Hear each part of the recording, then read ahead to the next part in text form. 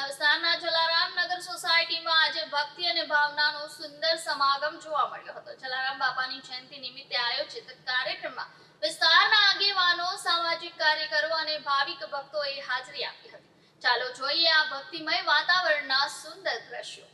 સુરત શહેરના ઉધના વિસ્તારમાં આવેલ જલારામ નગર સોસાયટી ખાતે જલારામ બાપાની જયંતિ નિમિત્તે ધાર્મિક અને સામાજિક કાર્યક્રમનું આયોજન કરવામાં આવ્યું હતું। આ સ્થળ પર સૌ ભક્તોએ ભજન કીર્તન સાથે જલારામ બાપાના આશીર્વાદ માટે પ્રાર્થના કરી હતી। કાર્યક્રમમાં વિસ્તારના આગેવાનો તથા સામાજિક કાર્યકરો ઉપસ્થિત રહ્યા હતા।